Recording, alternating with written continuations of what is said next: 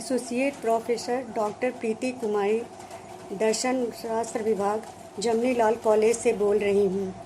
आज मैं कुछ व्याख्या की चर्चा करूँगी। ये गीता का 26वां श्लोक का है। व्याख्या इस प्रकार है, ज्ञानी व्यक्ति को चाहिए कि वह कर्म में आसक्त, अज्ञानी व्यक्ति को चाहिए कि मन को विचलित ना करे। योग की भावना से कर्म करने वाले मनुष्य को चाहिए कि वह दूसरों को भी कर्म में लगाए। इस तरह ये व्याख्या का है।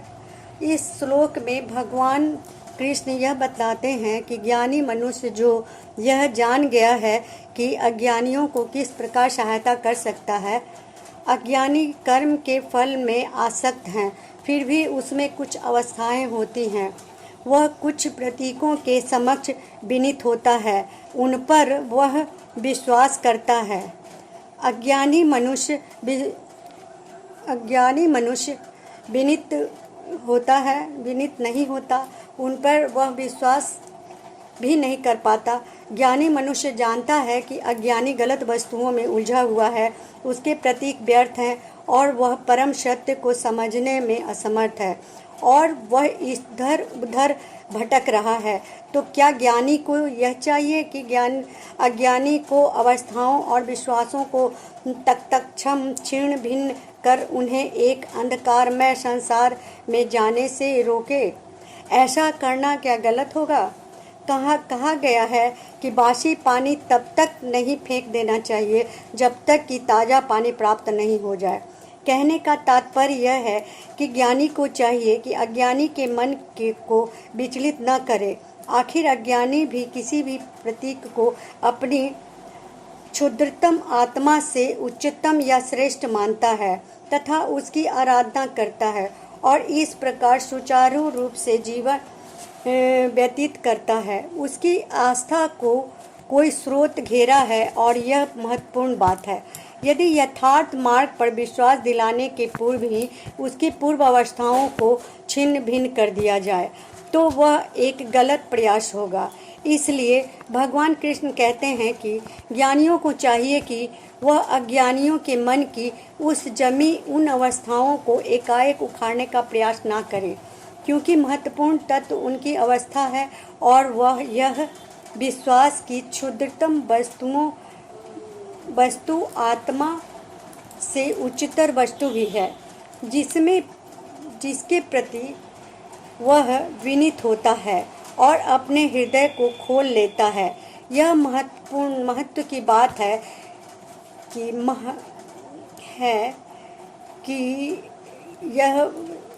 यह प्रतीक माना गया है। वह यह बात नहीं है कि किसी अज्ञानी को परम सत्य का ज्ञान दिलाने के लिए सहानुभूति और प्रेम पूर्वक या यथार्थ मार्ग की ओर संकेत करना चाहिए और उसकी पुरानी अवस्थाओं के प्रति श्रद्धा का भाव नहीं दिखाना चाहिए। और अज्ञानी को स्वयं यथार्थ मार्ग के प्रति जागरूकता होगी तो वह स्वयं ही अपनी विश्वासों कृतों का त्याग कर देगा। इस तरह आधुनिक युग में यह श्लोक विशेष रूप से महत्वपूर्ण दिख पड़ता है। वैज्ञानिक सभ्यताएं जंगली लोगों की कम बनाने की अधिकता में उनके सरल विश्वासों और उनके रीति रिवाजों को, नृत्यों और सहगानों के ढंग को बुद्धिहीनता के साथ एक बेग ध्वंस कर देना चाहते हैं और यह उनके क्षेत्र में वैज्ञानिक सभ्यताएं का वातावरण से ऊपर लाद देना चाहते हैं। यह एक गलत पद्धति है। यह क्रम गलत है। बड़ी बुद्धिमानी से और क्रमशः इनकी अज्ञानता को दूर करने का प्रयास करना चाहिए, न कि एकाएक में बहुत सारा परिवर्तन आ जाता है। आधुनिक युग के सांप्रदायिक संघर्ष भी इस धुरी पर आधारित है। विभिन्न धर्मावलंबी प्रतीकों को लेकर झगड़ा करते हैं। देवस्थल, मूर्तियां, झंडे आदि धार्मिक विभिन्नताएं और झगड़ों के आधार बन जाते हैं। यह अध्ययन से देखा जाए तो प्रेम बलिदान और कर्तव्य भी सभी धर्म के आधार हैं। प्रतीकों को माध्यम या साधन के रूप में स्वीकार करने में कोई हानि नहीं है, परंतु उन्हीं को परम सत्य मान लेना और अन्य धर्मों के प्रति उनके प्रति अश्रद्धा के भाव रखना भूल है। और यह भयंकर परिणाम तब हो जाता है जब एक संप्रदाय अपने प्रतीकों को दूसरों पर लादना चाहते हैं। इस श्लोक में यह भी कहा गया है कि ज्ञानी मनुष्य को चाहिए कि वह दूसरे के कर्म को में लगावे, अज्ञानियों की अवस्थाओं को छिन्न भिन्न कर उनके मन को विचलित करना चाहिए और ना ही विचलित करना चाहिए और न ही उन्हें कर्म मात्र से संन्यास की ओर प्रेरित करना चाहिए। उन्हें कर्म मार्ग में लगाना चाहिए कि उनके सारे कर्म व्यर्थ हैं, वरन उन्हें कर्म करने देना चाहिए।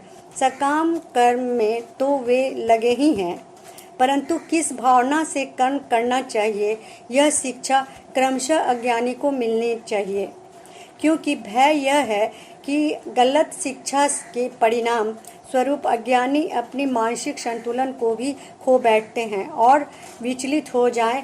यह भी सही नहीं है और अपने सारे कर्मों को वो व्यर्थ समझने लग जाएं। भगवान कृष्ण इस श्लोक में ज्ञानियों को यही चेतावनी देते हैं कि वे अज्ञानियों का सही मार्ग दर्शन करें और यह बतलाएं कि किस भावना से हमें कर्म करना चाहिए। इस गीता के इस 26वें श्लोक की व्याख्या इस प्रकार है। इस प्रकार बहुत अधिक ज्ञान देकर भी उनको भटकाना सही नहीं है। वो अपने आप उस परिस्थिति को समझ जाए और उससे अपने आप को अलग कर ले और जो सही कर्म है उसको समझने लगे और उसी पे वो ढल जाएं और सही उनके जीवन में उतर जाए सही कर्म। यही उनका जीवन का लक्ष्य होना चाहिए और इस तरह कर्म की सही कर्म को करने का इसमें संदेश दिया गया है। अभी फ़िलहाल मैं इस व्याख्या को यहीं ख़त्म करती हूँ। फिर अगले क्लास में मैं फिर आगे दूसरे व्याख्या को रखूँगी। धन्यवाद।